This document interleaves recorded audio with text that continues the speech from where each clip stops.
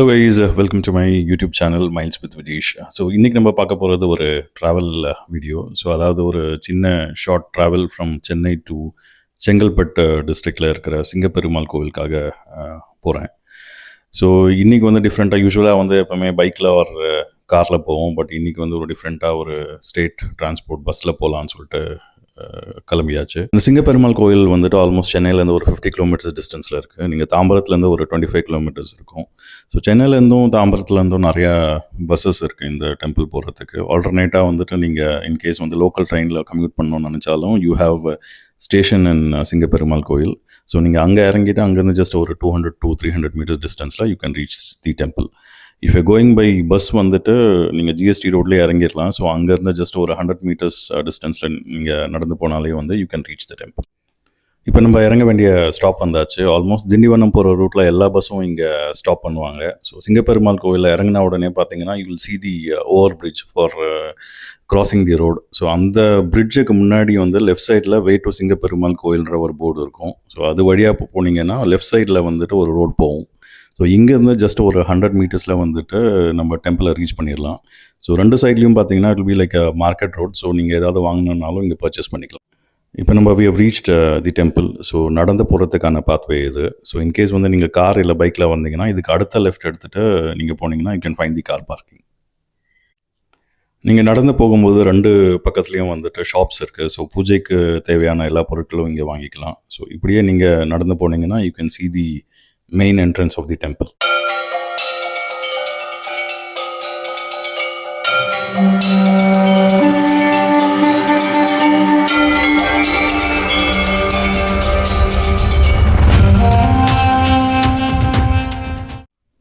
இப்போ இந்த டெம்பிளை பற்றி ஒரு சின்ன டீட்டெயில்ஸ் பார்க்கலாம் வாங்க. ஸோ இந்த கோவிலுக்கு பேர் வந்து பாடலாத்ரி நரசிம்மர் கோவில்.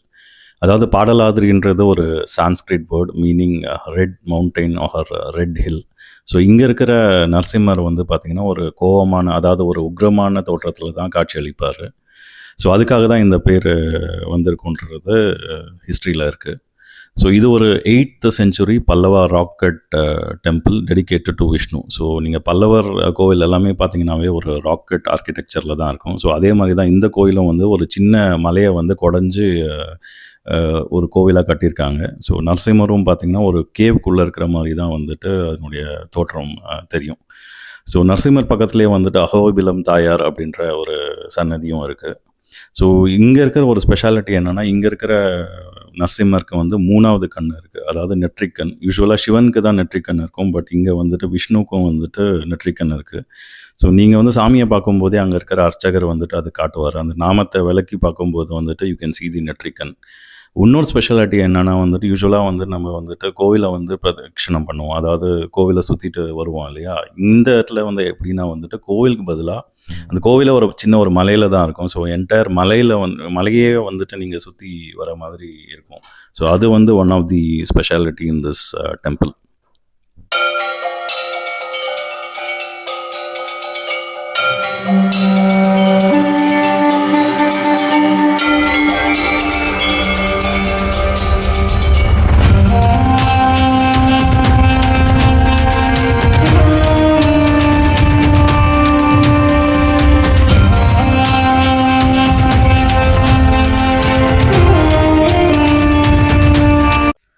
நீங்கள் கோவிலுக்குள்ளே ரீச் பண்ண உடனே முன்பகுதியிலேயே வந்து விஷ்ணுவோட தசாவதாரத்தை குறிப்பிடுற மாதிரி 10 சிலைகளை பார்க்கலாம். ஸோ பார்க்கவே ரொம்ப நல்லா இருந்தது.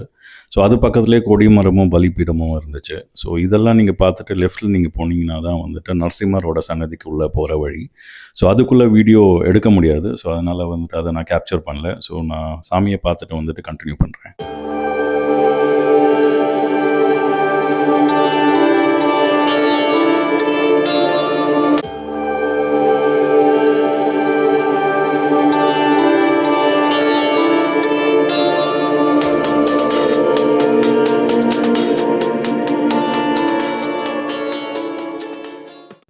நல்லபடியா தரிசனம் கிடைச்சதுங்க. இன்னைக்கு வந்து ஒரு வீக்டேன்றதுனால கோவில்ல பெருசா கூட்டம் இல்ல. அதனால வந்து பொறுமையா நின்னுட்டு நரசிம்மர நெறைய நேரம் பார்த்தோம். நாங்க ஏற்கனவே சொன்ன மாதிரி வந்து இங்க இருக்கிற நரசிம்மருக்கு வந்து 3வது கண்ணு இருக்கு. ஸோ அதையும் வந்து பார்த்தோம். ஸோ பார்த்ததுல வந்து ரொம்ப ஹேப்பியா இருந்தது. அதே மாரி ஒரு பாசிட்டிவ் எனர்ஜி கிடைச்ச மாதிரியும் ஒரு எக்ஸ்பீரியன்ஸ் இருந்தது. ஸோ பக்கத்துலயே வந்துட்டு தாயாரோட சன்னதி இருக்கு. அவங்க பேரு வந்து அஹோபிலவல்லி தாயார். ஸோ அவங்களோட தரிசனமும் நல்லபடியா கிடைச்சது. ஸோ அதெல்லாம் பார்த்துட்டு நீங்க வெளியில வரும்போது, இந்த கோவில சுத்திட்டு நீங்க போகும்போது, யூ கேன் சீ தி பெருமாள் சன்னதி. ஸோ இங்க இருக்கிறது பார்த்தீங்கன்னா, நம்ம திருப்பதியில இருக்கிற மாரி பெருமாள் வந்து ஸ்டாண்டிங் போஸ்டர்ல இருப்பாரு. அவர தரிசனம் பண்ணதுக்கப்புறம் வந்துட்டு இந்த மலைய சுத்தி ஒரு பிரதட்சணம் பண்ணலாம். ஸோ யூசுவலா வந்துட்டு நம்ம எப்பவுமே வந்துட்டு சாமிய பார்த்துட்டு கோவில சுத்திட்டு ஒரு ரவுண்டு வருவோம். பட் இந்த கோவிலோட ஸ்பெஷாலிட்டி என்னன்னா வந்து இந்த கோயிலே வந்து ஒரு சின்ன குன்றுல இருக்கு. ஸோ அதனால வந்துட்டு அந்த மலையே வந்துட்டு நீங்க வந்துட்டு ஒரு பிரதட்சணம் பண்ற மாரியான ஒரு எக்ஸ்பீரியன்ஸ் இருந்தது. ஸோ அது ஒரு டிஃப்ரெண்ட்டான எக்ஸ்பீரியன்ஸ் அண்ட் ஒரு அமைதியான சூழ்நிலையா இருந்தது. யாரும் க்ரவுட் இல்லாததுனால வந்துட்டு ரொம்ப நல்லா இருந்துச்சு.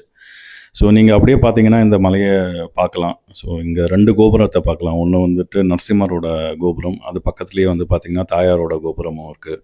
ஸோ அத நீங்க சுத்திட்டு அப்படியே வந்தீங்கன்னா, இந்த சைட்ல பார்த்தீங்கன்னா, நரசிம்மரோட மந்திரம், அந்த ஸ்தல வரலாறு அப்படி எல்லாமே வந்துட்டு போட்டிருந்தாங்க. ஸோ அதில பார்த்தீங்கன்னா, அந்த நரசிம்மரோட பவர்ஃபுல்லான மந்திரம் ஒண்ணு இருக்கும். ஸோ இது வந்து நீங்க பார்க்கலாம். ஸோ இது வந்து நீங்க டெய்லி நீங்க சொல்லிக்கிட்டு வர வந்துட்டு உங்களுக்கு வந்துட்டு ஒரு தன்னம்பிக்கையும், ஒரு தைரியமும் கிடைக்கும்.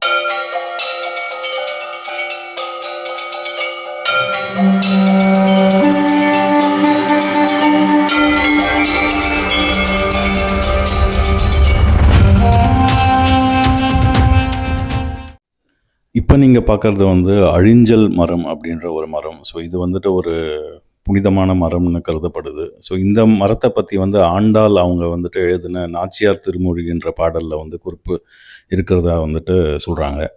ஸோ அதனால வந்துட்டு இது வந்து ஒரு மிகவும் பழமையான மரம். ஸோ உங்களுக்கு வந்துட்டு ஏதாவது கல்யாணம் அப்படி இல்லைன்னா குழந்தை இல்லாதவங்க வந்துட்டு இங்க வந்துட்டு தொட்டில் கட்டிட்டு வழிபட்டா வந்துட்டு நீங்க வேண்டுறத வந்துட்டு நிறைவேற்றுவார்ன்றது ஒரு நம்பிக்கை.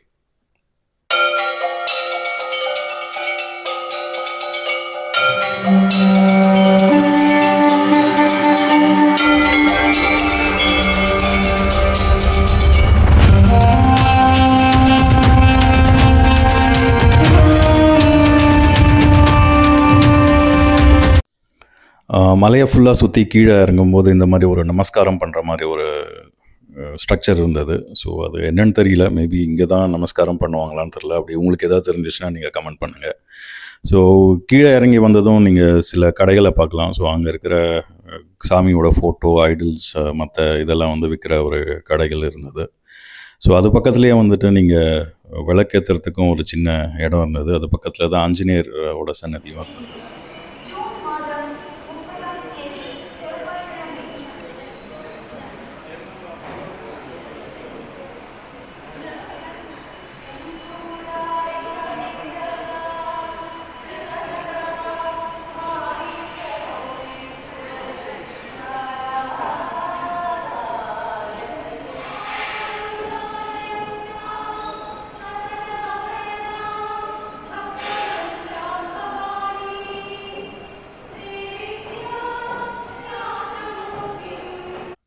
இப்போ நீங்கள் பார்க்குறது வந்து பரமபத வாசல் ஆர் சொர்க்க வாசல்னு சொல்லுவோம். ஸோ இது பார்த்தீங்கன்னா வந்து ஏர்லி ஒன்ஸ் மட்டும்தான் வந்து ஓப்பன் பண்ணுவாங்க.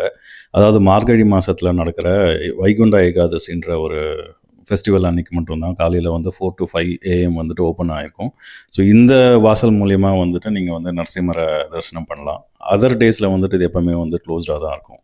ஸோ இந்த கோவிலோட டைமிங்ஸ்னு பார்த்தீங்கன்னா வந்து காலையில் 7 AM to 12 PM வந்து ஓப்பனாக இருக்கும். அதே மாதிரி ஈவினிங் வந்து 4:30 PM to 8:30 PM வந்துட்டு ஓப்பனாக இருக்கும். கோவிலுக்கு வந்துட்டு பிரசாதம் சாப்பிடாம போனால் எப்படி, அது ஒரு ஃபுல்ஃபில்லிங்காகவே இருக்காது இல்லையா? ஸோ அதே மாதிரி வந்துட்டு இந்த கோவில்லையும் வந்துட்டு பிரசாதம் கவுண்டர் இருந்தது. ஸோ யூஸ்வலாக எல்லா கோவிலையும் கிடைக்கிற மாதிரி லட்டு, முறுக்கு அந்த மாதிரி பிரசாதம் தவிர இங்கே வந்து ஒரு ஸ்பெஷாலிட்டியான பிரசாதம் என்னென்னு பார்த்தீங்கன்னா மிளகு தோசை. ஸோ இங்கே வந்து ஒரு தோசைக்கு மேலே வந்துட்டு பொடி போட்டுட்டு கொடுத்துருந்தாங்க. அது சாப்பிட ரொம்பவே டேஸ்டியாக இருந்துச்சு. ஸோ இதே மாதிரியான ஒரு தோசை வந்துட்டு நம்ம பல்லாவரம் பக்கத்தில் இருக்கிற திருநீர்மலையிலையும் சாப்பிட்ருக்கேன். ஸோ மோர் ஆர் லெஸ் அதே மாதிரி டேஸ்ட்டாக தான் இருந்தது. ஸோ இன்கேஸ் நீங்கள் இங்கே வந்தீங்கன்னா இந்த பிரசாதத்தை மறக்காமல் சாப்பிட்டு போங்க. ஓகே கைஸ், இந்த வீடியோ உங்களுக்கு பிடிச்சிருக்கும்னு நினைக்கிறேன். இன்கேஸ் பிடிச்சிருந்தா நம்ம சேனலை சப்ஸ்கிரைப் பண்ணுங்கள், லைக் பண்ணுங்கள், ஷேர் பண்ணுங்கள். மீண்டும் அடுத்த வீடியோவில் சந்திக்கும் வரை நன்றி, வணக்கம்.